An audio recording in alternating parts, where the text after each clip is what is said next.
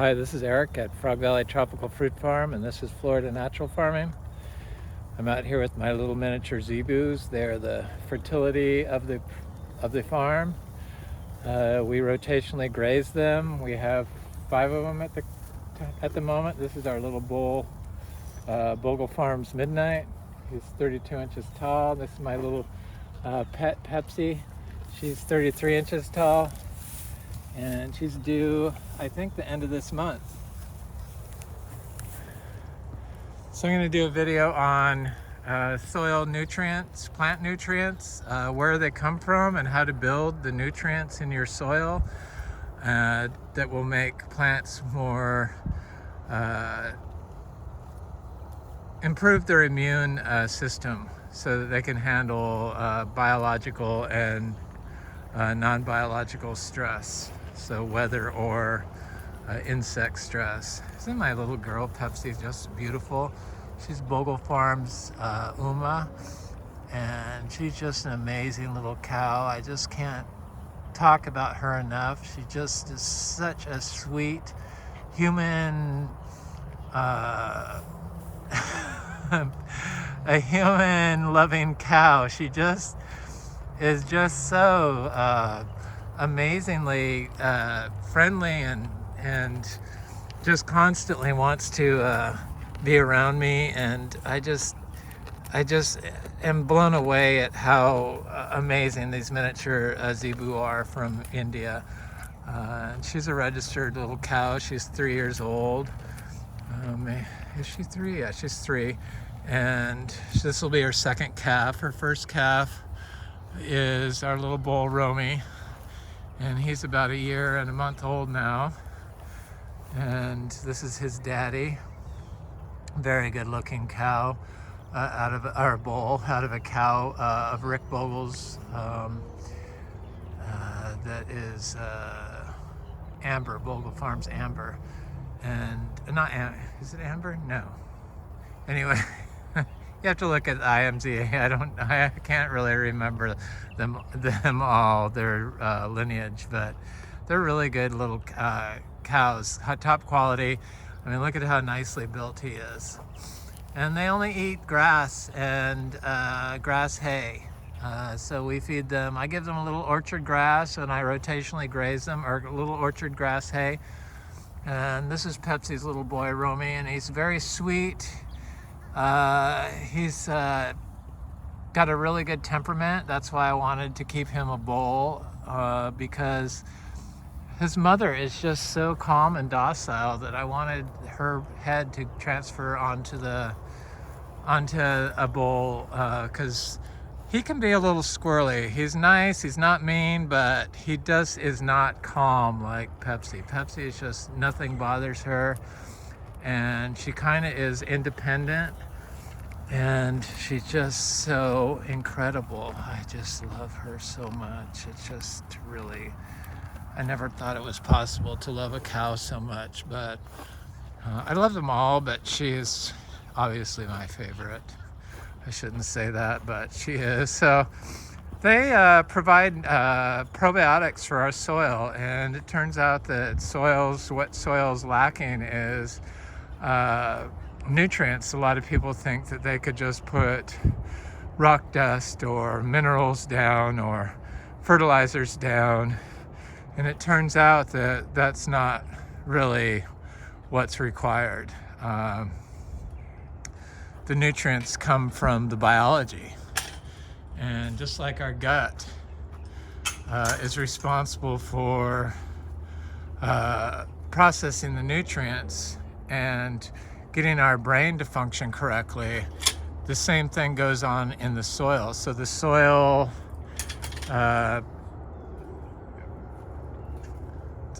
is the gut for the plants, and the microbes live in the soil. They also live on the surface of the plant and inside the plant, the endophytic biology. This is a fruit punch mango. This is its 3rd bloom, and I'm going to try to look at some fruit trees today and not just stand and talk about nutrition, but try to talk and walk at the same time. And our lychees are doing good. They're covered in bloom. Our mangoes are doing good. These particular mangoes had the unfortunate position of blooming in the beginning of November, but a lot of our mangoes have fruit on them already, and these mangoes back here that I gave lots of manure inputs to because they're so close to the barn, I cannot sell their fruit to the public because there's rules against it because of pathogens like E. coli that they're afraid of. But those pathogens are a result of management practice, how they manage their cows. So they make big, huge ponds, like this swamp would be full of manure sludge. And that's what they make modern fertilizers out of. Industrial waste and industrial farm waste and biosolids from human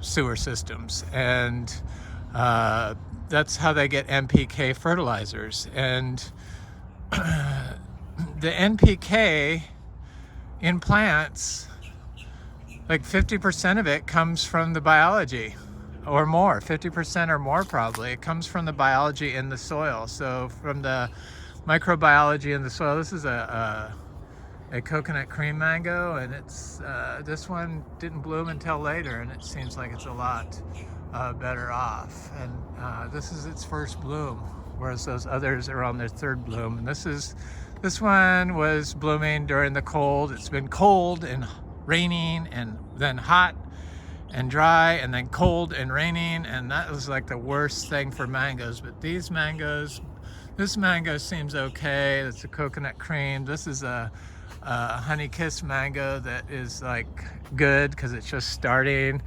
and this peach cobbler mango is good.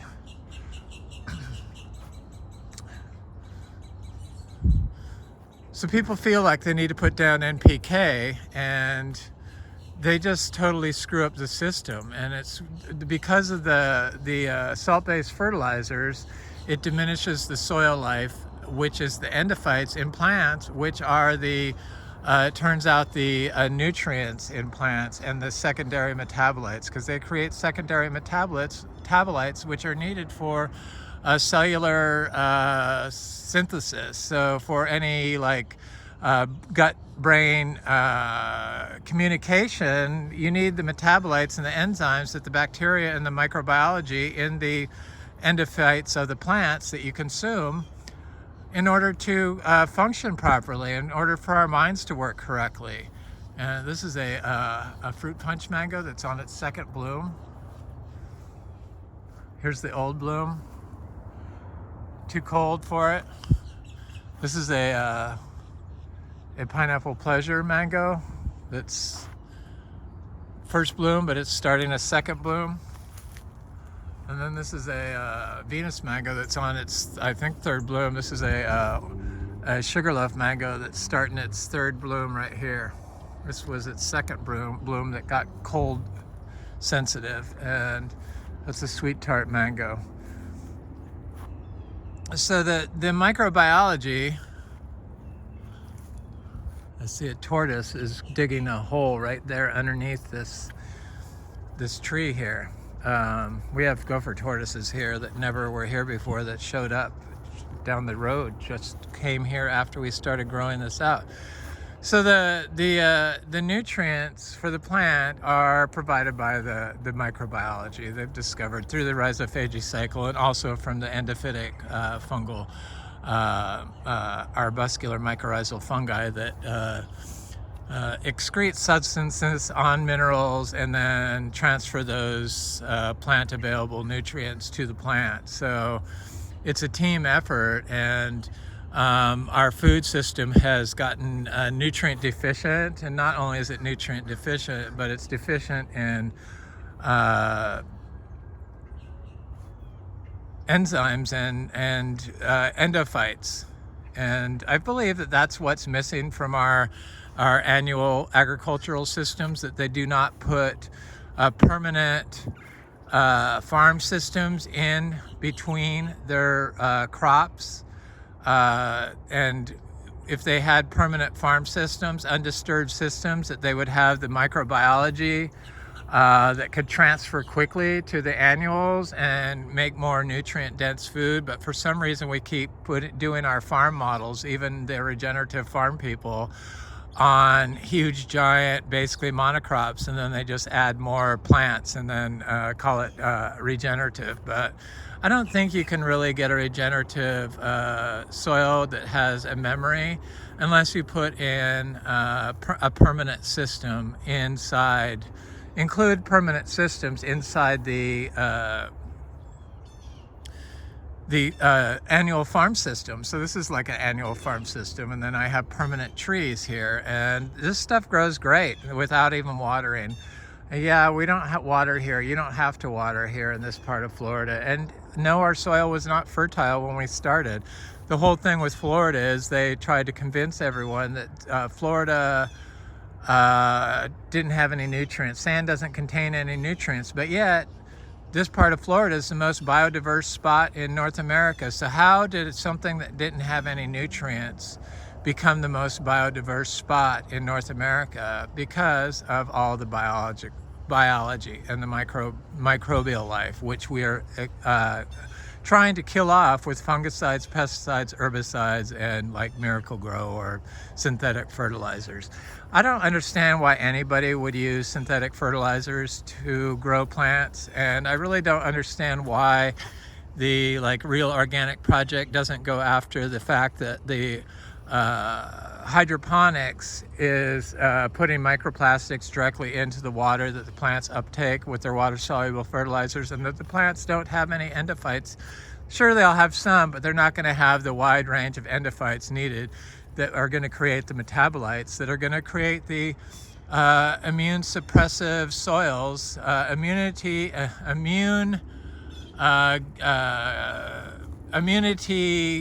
what is it? Biological immunity for life, to be disease suppressive and able to handle weather stress and stuff like that. And so if you build up the biology with soil, because you need soil, and you build up the biology, then you get a system that can be resilient and withstand changes in weather, so cold weather. I get a lot of questions on what can cacao actually take in Florida? How cold can it get? And I really can't give answers to that without understanding and knowing exactly how you are growing, or what you're growing, where you're at, stuff like that. But our cacao is handled down to 31 degrees because we have built the biology up in the soil, and it did not happen overnight. And the first way we did it was by stop walking on the soil, because it's sand. It's a sand dune. You don't walk on the sand dunes of the beach, so you don't walk on the soils that you're trying to grow. You don't walk all around your corn or your lettuce all over the thing. But yet in Florida, on sand and agriculture systems, they suggest you remove all the plants from around the base of the tree, and then they mow everything because they think that they compete with the tree. Well, I haven't found that to be the case. And if you do that, you're diminishing the chance of your soil to build the microbiology in its root zone that is going to be the endophytes in your plant that are going to provide the nutrients and the endophytic metabolite creating biology that's needed for our own personal health, and for our minds to work better, and for our nutrition, and to prevent chronic disease. So if you can prevent the chronic disease in your plants, and you manage for life in the soil, and it creates a plant that is able to withstand pest pressure or weather stressors, then it's going to create food that is healthy for your own immunity and your own health, and it's going to be full of nutrients. It's the biology. That's what the nutrients are. So there's no need. I mean, why would you think you have to apply nutrients here when it's the most biodiverse spot on Earth? Not on Earth, in North America. There is no reason that doesn't make any sense to me. Just as applying fungicides, so applying antibacterials to seeds and to soil and to plants, so something that kills life in order to grow life.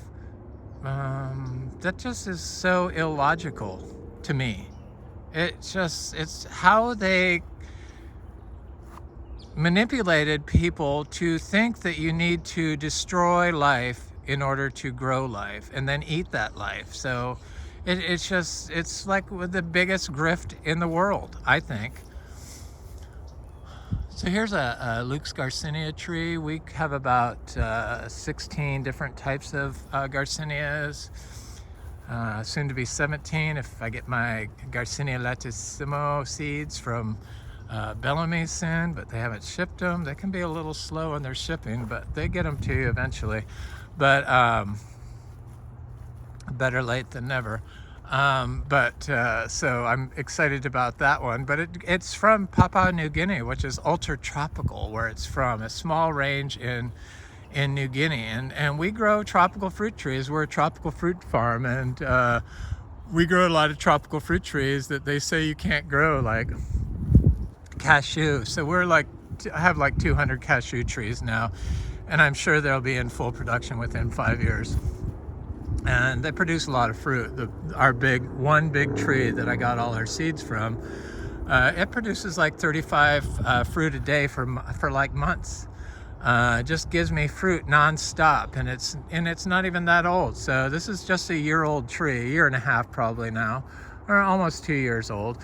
And it's getting quite big, and nothing is watered. The water here comes from the fungi, guaranteed, because we focus on building a fungally dominant soil, which you get when you apply low nitrogen, so low nitrogen input, which we basically use compost. But I compost my compost piles in place. So I put a compost pile next to my fruit trees that fruit. And since it contains raw manure, I have to do it 120 days before I harvest fruit from the tree. So this is a star fruit. I am not a fan of star fruit, but we have about 5 trees. I really don't want any more than that. These are Inga spectabilis trees. I'm fairly certain we're going to get Inga trees here, or Inga fruit, Inga trees here. Inga fruit, ice cream bean fruit. I don't know why they've been a little slow, but it's supposed to be very easy to fruit. But for some reason, our Inga vera tree, which is that big, huge tree right there, was the first one that got of size, and it just hasn't produced any fruit. This is a pomelo tree that has flowers on it for the first time. Seed grown. We grow seed grown citrus. There's another star fruit.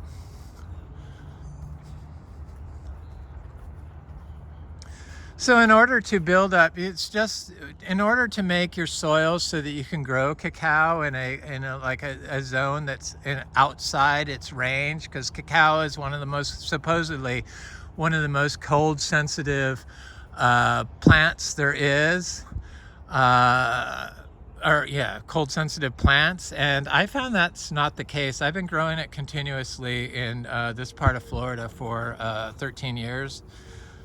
Hasn't been that long, 13 years. And we've been fruiting it. Our original trees, I believe, were still fruiting up until last year when they decided to take out all they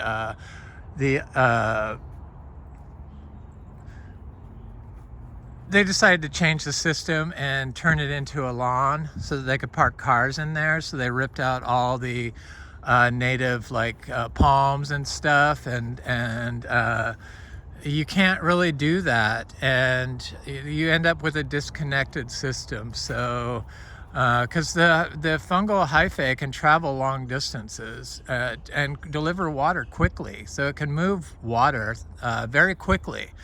You know how fungi can pop up really quick, the fruiting bodies. I mean, that's all water. Fungi are mostly water. That's how they're able to transfer nutrients so quickly, and they also transfer biology. So yeah, they removed it, and I'm pretty sure that they stopped. They died or they stopped fruiting for them. But I warned them. I said, don't do that, and they did it anyway. But it's their property. They could do what they want. Some people like to park a bunch of cars and don't want nature. So you kind of need a connected system, a whole system that's connected, the holistic system. And that's what we do here. And when I first started, we had not built up our biology very quickly, and it just, stuff struggled. This is a big inga tree. It's an Inga spectaculus, supposed to be the best ice cream bean.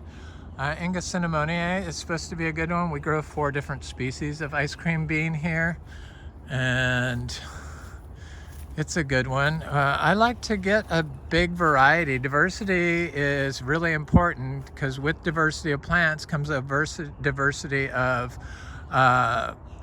microorganisms. And these indigenous species that are found in the wilds of the Amazon and Brazil, that they're like of the tropical fruit trees that haven't been in production for a long time, have the chance to contain indigenous microorganisms from their seed endophytes or on the seed shell. But people sterilize their seeds. When you sterilize seeds, they've shown that the plant doesn't grow root hairs on its roots, and the root hairs are where the endophytes are farmed, and where they extract nutrients. So you really need those root hairs. They're needed, and we need to stop sterilizing stuff. That's antibacterials. That's the whole antibacterial problem with modern agriculture. So you cannot kill life and expect to promote life. Life begets life, so let the life live.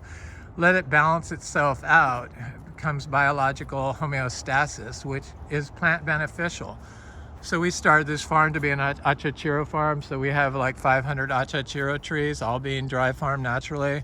We grow our orchids on the tree, and I grow aeroids. You do not have to water or fertilize orchids in Florida. Just put them on the tree and leave them alone. Very hard to get the sphagnum moss out of the orchid, but so I kind of just throw them in there with it in the just put it on the tree. But they connect to the tree very quickly. Those are roots from the orchid. It's been very cold, so these aeroids are not very happy, and but the orchids don't seem to mind. The orchids seem to do just fine, and we have them everywhere on all the trees. I love orchids, and it's bizarre that they tell people you need to fertilize. So when you fertilize, that makes the plant's ability to signal to biology, and to get endophytic biology to grow inside its tissue, because the endophytic biology is what provides the plant with the nutrients. And if you're taking the place of the endophytic biology, then the plant has no reason to form a mutualistic relationship with the microbiology in the soil that becomes the endophyte in the plant, which ends up making a lot of the plant metabolites that prevent insect pressure.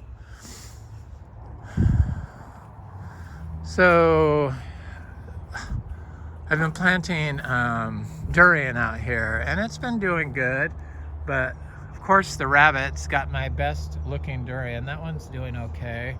It's been very cold, and they do not like the cold, but I found that they do not die at 30 degrees. This one's been in the ground the longest. The rabbits just got it. So it has no cold sensitivity showing on the leaf tissue, and that's because it's been in this soil for a long time. So this cacao, people want to grow cacao, and I make it look easy, I guess. But I've been working on cacao and trying to figure out how to do it for 13 years. And I finally feel like I totally understand it. But it's because we've built up the biology needed for the cacao in our soil. And part of the way to do that was by planting a lot of cacao seedlings directly in the soil. And sure, a lot of them died, but that biology eventually grew big enough that it transferred onto the other plants in the area. And now pretty much anywhere I plant a cacao, it grows. So this is a fruiting tree that I grew from seed from a plant that I fruited here in Florida at my other property, and it's a yellow rib cacao, and they're getting quite large. There's a lot of fruit on it, so if you think you don't get fruit production by not watering, that's not true.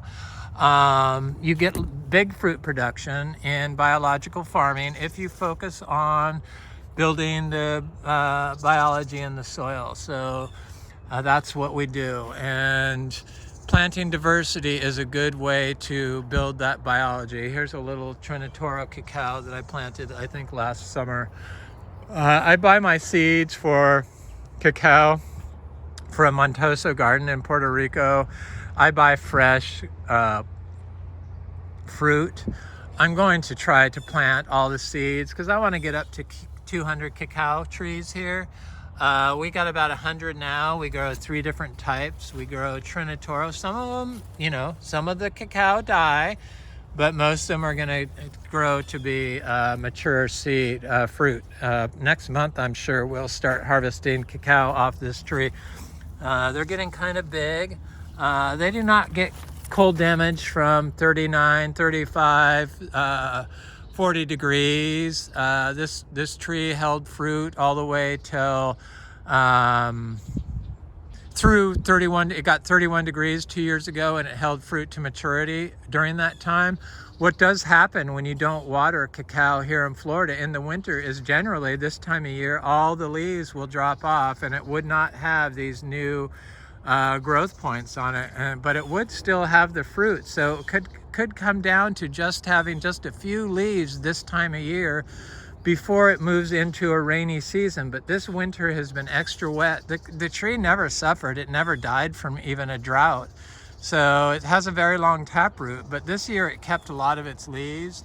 And sure, these are beat up from the wind that we've had lately because they're very sensitive, fine leaves, but it looks very healthy for this time of year. It's never looked this healthy this time of year. In winter, on a dry farm cacao in Florida, it will start looking haggard, but I never let that bother me. I just know that it would grow out of it. It's just a really amazing plant, but people want to grow it, and you got to practice. And I don't know your soil health journey, so when you ask me questions, what really can the cacao get down to? Well, ours got down to 31 degrees, but Florida cold is different than California cold, and the further north you get and the further inland you can get, the colder it can become or last longer. It's very short-lived here, and that's why we're able to grow different trees that are highly tropical, like this keppel tree, and I'm fairly certain you can grow it here no problem. And we have Mangosteena, and they say that Mangosteena does not like the calcareous soils that we have in Florida, but that's just simply not true. Everything grows on calcareous soils if you have biology. In fact, it's the best soils for growing, which is why this is the most biodiverse spot in North America, or was. I don't know if it still is. We're doing our best to try and destroy all the life in the soil with our farm management, and it doesn't have to be that way. This spot could be a tropical fruit Eden if we just let it. This is proof, and basically anything will grow here, and you do have to manage, and you do have to apply inputs in order to get fruit production and build the fertility of your soil. And leaving the living orchard root and the plants that nature puts there, and then planting your plants into that usually guarantees that your plant that you plant into it is going to survive. Because if the orchard floor is looking healthy and green and lush, then your plant is going to be healthy and green and lush. Sure, plants do not survive in standing water, and we used to have standing water here when it was a lawn, which is why we stopped mowing. It was compacting the soil. It's the worst thing in the world. Why we are using mowing to grow our food crops, our tree fruit crops in Florida is just bizarre to me. It just doesn't make any sense. It's just to sell machinery. And I don't get it. I just do not get that whole compacting the soil modality through mowing. We don't rely on one input like wood chips or chop and drop. I could not get fruit production unless I applied an animal input, and we use the miniature Zebu. So I have a pedali tree, which is ultra tropical, and it's doing fine. It's protected by this grass, but the weather has been very cold lately. This leaf came yellow, but it's got a new leaf right here that looks good. I also have a meringue in here. I don't want to step on anything because I have some little cacao in here also, but I know I have a meringue in here right over here, somewhere right here. And it looks really good. I mean, I can't believe how good it looks. So it's no sensitivity to the cold because we've built up the microbes in the soil which enable the plant to combat cold stress, built up its immunity, the memory of the soil. Here's a little Garcinia mangostana that is seed grown. It's got a new leaf. Even in this cold weather, it's getting new leaves. So what was thought impossible, we're proving to show that it is possible. I don't understand why people haven't turned to a nature-based system in Florida before, considering this was or is the most biodiverse spot in North America. Nature got us there, not modern agriculture. So here's some Trinitoro cacao. They look really good. We have one Trinitoro cacao from this group that's the biggest, and it's flowered this year, so I imagine we're going to have Trinitoro and yellow rib cacao next year. So the more fruit trees that we fruit and produce seeds from, the more plants that I'm able to plant. It does matter where your seeds came from. So our seeds from our cacao probably are on the untreated, unsterilized seed, and you don't remove the membrane from the seed. You leave that on. You dust them with compost before you plant them. You never sterilize seeds. It's the wrong thing to do, but our seeds will hold a memory on how cold that it can get down to. And they have the endophytes on the seed coat, which will move into the plant and the plant will start farming them inside their tissue and then build them in their root zone. So you can build microbial plant beneficial colonies on the seeds that you source, and where you get them from does matter. So we have another plant that I've just been very excited about. These are rose apples, and this is a Nochlea latifolia, the African peach. I imagine hopefully we'll get fruit this year. I have a couple of these plants. I need to air layer it because it looks like a really good plant, and old study said it had tramadol in it, but that wasn't true. I said in some earlier videos that's what it was, but it was based on a study that was incorrect, which they've corrected. So no, it does not have tramadol in it, but it does have bioactive compounds that are very good for you. So I make teas out of all my tropical fruit trees, leaves, well, most of them, and some weeds like this Biddens, and I consume that every day. So I try to eat like 70 different plants a day. Drinking tea from their leaves is a good way. That's one plant to get up to 70 plants, because you get the bioactive compounds in the water because they move through water enzymes, bioactive compounds. Just don't heat it up too much. That's why I'm anti-thermophilic compost. Heats it up too much, kills the biology, because they're trying to kill the E. coli, which E. coli is a major nutrient scavenger and much needed part of plants' health. It just has to be balanced out by good bacteria. It's not our job to micromanage the biology. It's our job to create a home for all biology and create diversity by adding different plants and managing the soils for life. And so that's what we do here, and that's where the nutrients come from in our food, not from the NPK or the rock dust. Comes from the biology. Yeah. Let me go look at the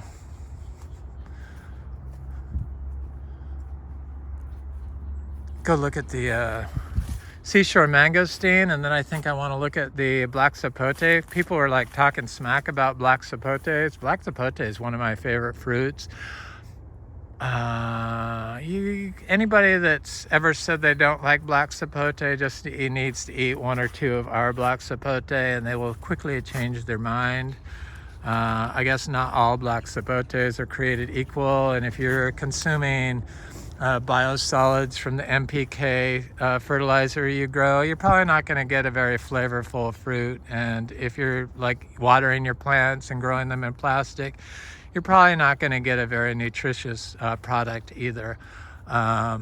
Everything is connected, and minor tweaks to your diet affect your health, just as minor tweaks to your growing system affects your plant's health. And in turn, when you're growing food, it will affect your health. These are Garcinia brasiliensis, a very good fruit. You eat the skin and all on. This is the Garcinia gardneriana, and it's got a lot of flowers on it too. The Garcinia seem to fruit continuously, a lot of them. The Garcinias from Central and South America, I found fruit continuously, and also the African mangosteen for us fruits more than once a year, large crops. So this is a fruit that for some reason I just cannot find anybody that's ever sold it. And Fruit and Spice Park has one. This is the seashore mangosteen, and it's supposed to be a good fruit. I'm just confused why even the Weird Fruit Explorer has not reviewed this fruit, which was kind of shocking to me. And this tree is covered in flowers. It's going to be covered in fruit. It's just a really beautiful tree. The Garcinias are probably my favorite class of plants, genus of plants. I don't know, I like them, and they have very good bioactive compounds, and those bioactive compounds are there because of the microbiology. A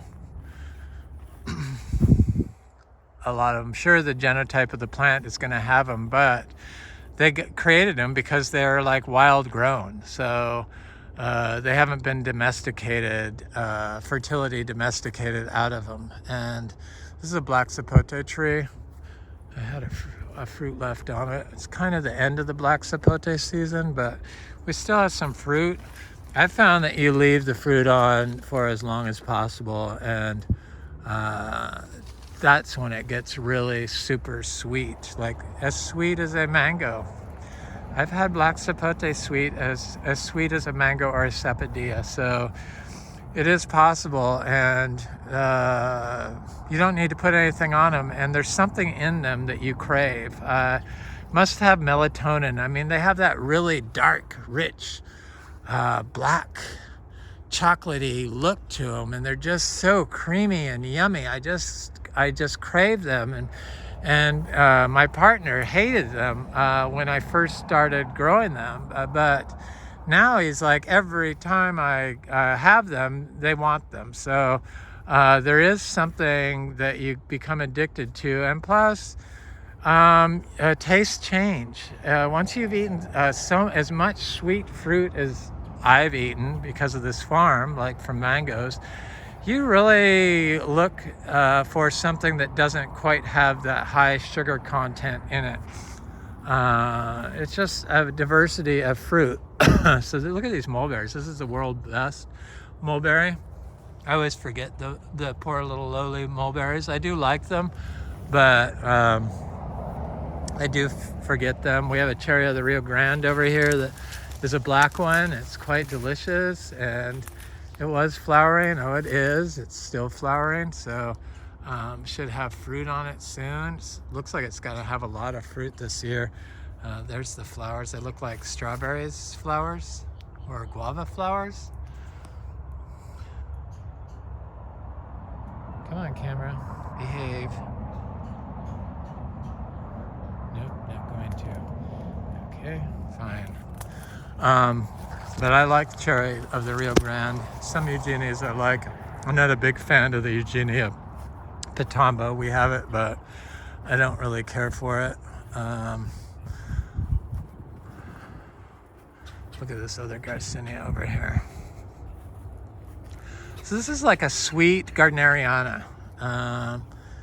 And you can eat the skin on it. It's a hybrid, I believe, and of the lemon drop mangosteens. It has leaves like the Achachiro, but it also has leaves like the Braziliensis. But I thought this could have been an Achachiro tree originally, and then it turned out to be not an Achachiro tree. It's definitely a hybrid of something because it has like inconsistency of the leaves, and it is looks like Achachiro leaf, and then could look like the lemon drop mangosteen. Achachiros are all like looking good even with this cold weather. They're like getting new growth on them. The tropical fruit, this is a santal tree. It's looking good. Tropical fruit is so addictive, and we have about 250 grafted mango trees, and this mango tree is one that froze 2 years ago at 31 degrees. This area through here was like one of the worst parts because this was all compacted lawn. Compaction is like the biggest threat to microbial life and plant nutrition.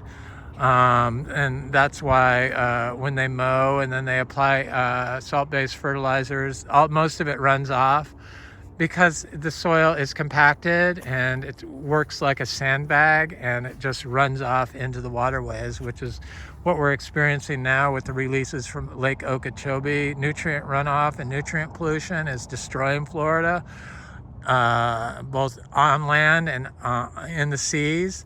And it's well known and well documented. A part of the problem is the septic systems that we have here. We have more septic systems than any other state in the nation. 1/3, I think one out of every 3 houses in Florida is on a septic. It's kind of gross, but that's the way it is. So it's especially gross considering we're on sand and it all runs into the water. If it's compacted, and if it's not compacted, it goes into the aquifer. But most of our soils are completely compacted. This is a peach cobbler mango that is blooming quite nicely.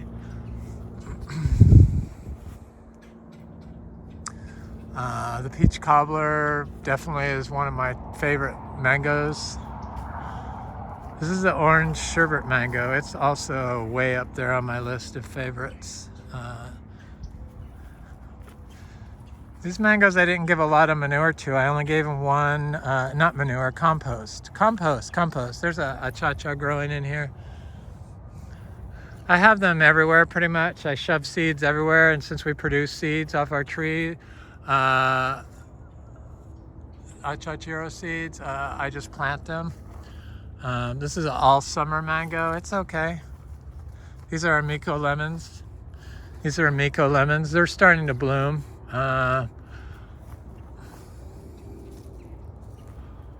We have 5 different seed-grown citrus flowering right now. So Miko lemon was the first seed-grown citrus we flowered, and now we got kumquat, pomelo, sweet orange, key lime, Miko lemon, sweet orange, pomelo, kumquat, and key lime. Yes. Here's a buttercream mango. This mango flowered and now it's flowering again, so it's trying to, it flowered early. There's a Longan mango. I could see fruit on it from here. This is a buttercream mango. It's just, it froze, so this is like, it grew back from the graft. I mean, it froze all the way down. That's a Longan mango. There's a big achachiro. So this is our black sapote fruit. I have not given this tree any manure because, like I said, there's rules against it, and people come by here for black sapote fruit. But I think I'm going to keep the rest of this fruit myself because there's just not a lot of it left. It is the end of the season, and most of this fruit is seedless anyway.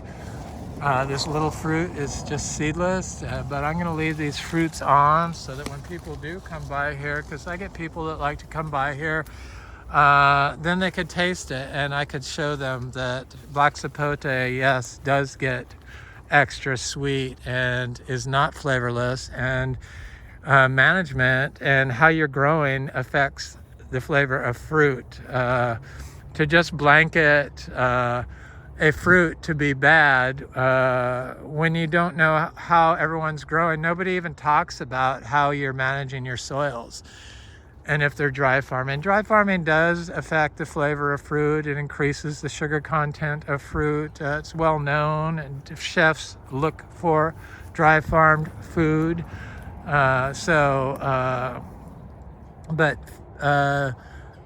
Everyone's growing journey is different, and a lot of people just don't believe that this is a good system, but I see this as soil health and soil fertility, and the microbes live in this and on that. That's where all your nitrogen fixing bacteria is, all over this stuff.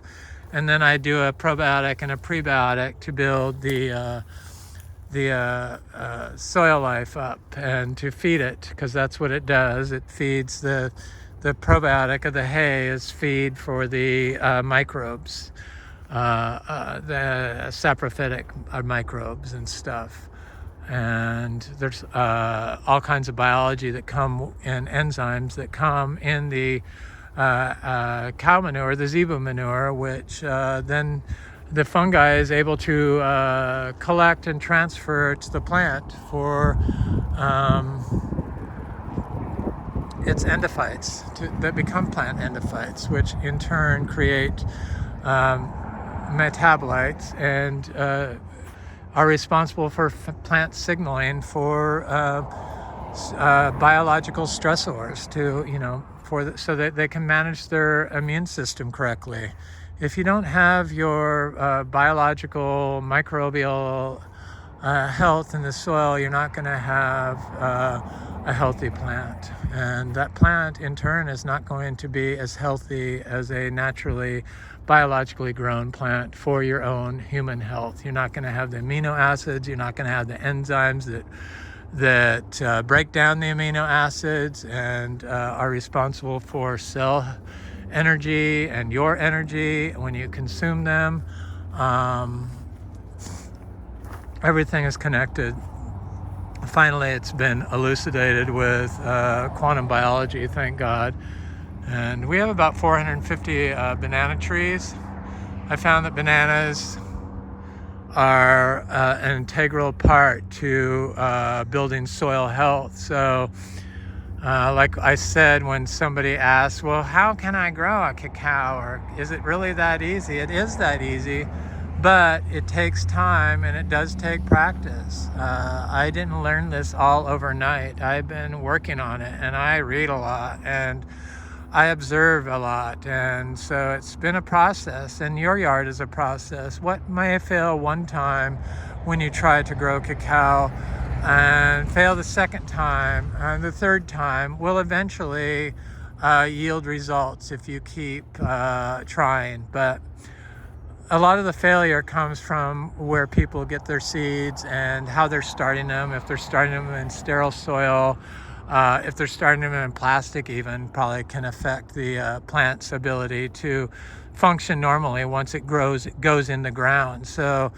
everything has to be watched. Somebody asked, well, what am I supposed to use for, where can I get non-plastic pots? Well, Amazon sells paper seed starter pots, and the larger trees should go in terracotta. I know people don't like terracotta because it requires so much water, but the plastic in pots is putting pollutants directly into your plant, and it's preventing microbial life from colonizing the surface of your roots. So, because it creates a hydrophobic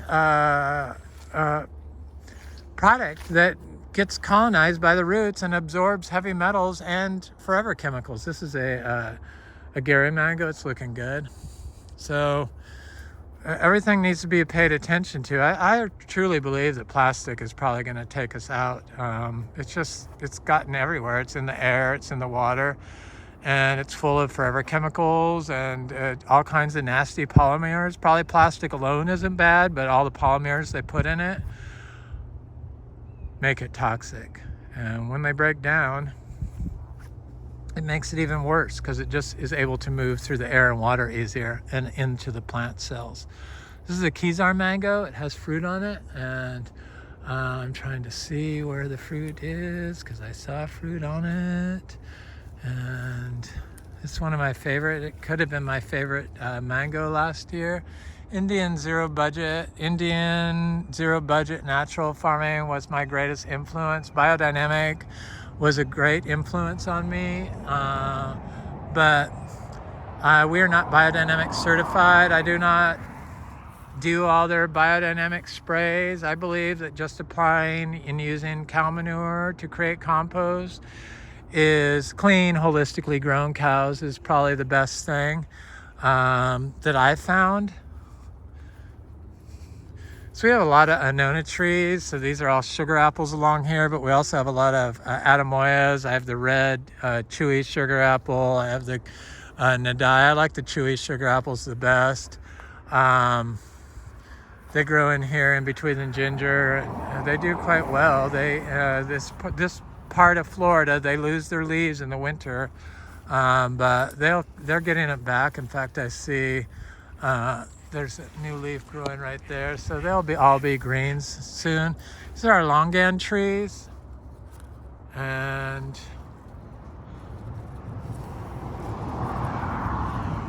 it's starting to bloom.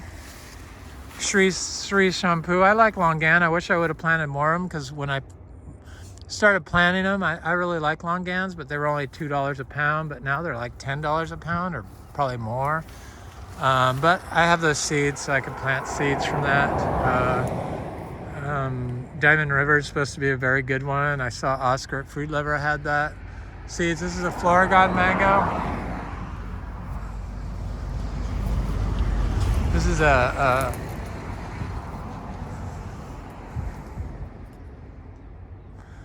Namduk my mango. I'm not really sure why it's not blooming, but some of our mangoes haven't really woken up yet.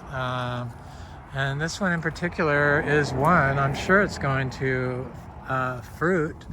It always fruits. It's not because of the shade. We get some of our best fruit production off trees that get more shade on mangoes. So I don't think that necessarily is effect of fruit production. Yeah, you want some sun, but they can take a lot less sun, especially with the change in our environment. It got so hot this year. I think that the trees prefer a little more shade. And we do get mangoes that produce 3 separate crops a year. So we are doing something right. We're a very young farm, 8 years old, and we dry farm everything. So this is the Inga cinnamoniae. It's getting kind of large now, seed grown. This is a Super Julie tree, and it's also not blooming. It's starting down here, but it's a little slow up here. But it's got flowers on it. And I have a mango, a cac mango that's kind of growing in almost all shade over here. We have about 10 fruiting jackfruit trees, sorry, that are like really starting to crank out the fruit. We have fruit ripening, I think, every month so far this year. So we're gonna have fruit again in March off the tree. So I would love it if we could get fruit, jackfruit all year long, which it looks like is going to be the case. This particular tree is an orange crush grafted tree, and the entire thing is covered in fruit. I mean, like way too much fruit. This is a seedling jackfruit. Somebody asked how long it took our jackfruit to produce fruit from seed. It was 6 years, but I feel like if I plant the trees now, because our soil have gotten so much better. This is a male Hombromiana tree. They don't produce fruit that I've noticed. Our soils have gotten so much better, and that from when we first started, that probably it would speed up now. Just like our Garcinias grow fairly fast now, including Mangostana. So I would think that the jackfruit, seed-grown jackfruit, probably would grow faster. And this is another seed-grown jackfruit tree. It looks like it's going to have huge fruit. This is a hermaphrodite Garcinia livingstoniae tree. This is a grafted jackfruit tree. This jackfruit looks like it's going to have huge fruit. So this is a cac tree, and it's mostly in shade. It does get about 3 hours of sunlight, maybe 4 a day, but it has fruit on it. And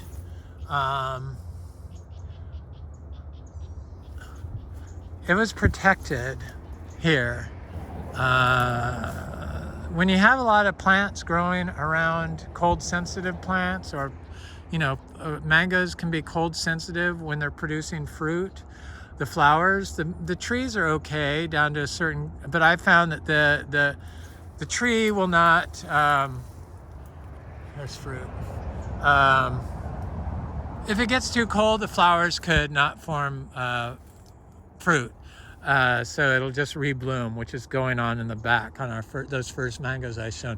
But if you have a lot of trees growing around your tree, that it buffers the plants from the cold, and all the plants symbiosis working together, symbiotic relationships with other plants and the soil microbes, somehow keep the flower that would be cold in an area where it doesn't have a lot of partners growing next to it in full sun, and instead it will produce fruit, like is going on here with this cac tree.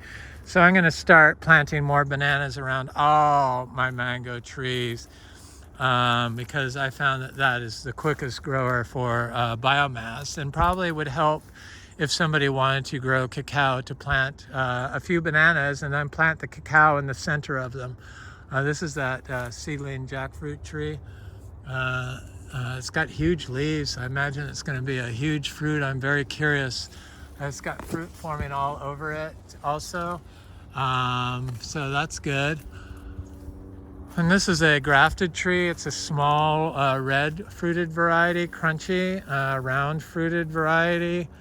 Maybe it's not always round, but the fruit I had on it was round, and it had some flowers on it. I'm trying to see where they're at.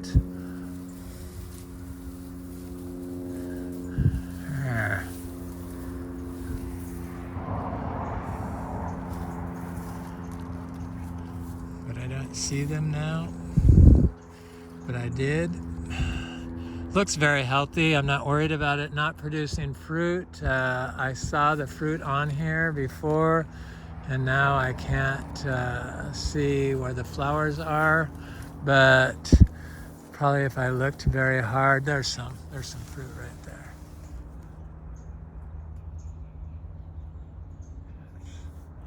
So I love jackfruit. It's really a nice fruit and so easy to grow. All this stuff's so easy to grow, and I don't have to water, and I'm sure you wouldn't have to water either if you focused on building soil microbial populations and planting a lot of diversity. Anyway, this is Eric at Frog Valley Tropical Fruit Farm, and that's plant nutrients, soil nutrients, and how to create a immunosuppressive soil to boost your plant's ability to handle cold stress and insect pressures and disease pressures. Anyway, have an excellent day. Thanks for watching. Please like, share, and subscribe. If you enjoy this content, please leave a comment. I always love hearing from you. Thanks so much for watching, and take care of Florida and everywhere else, and yourself in the same time.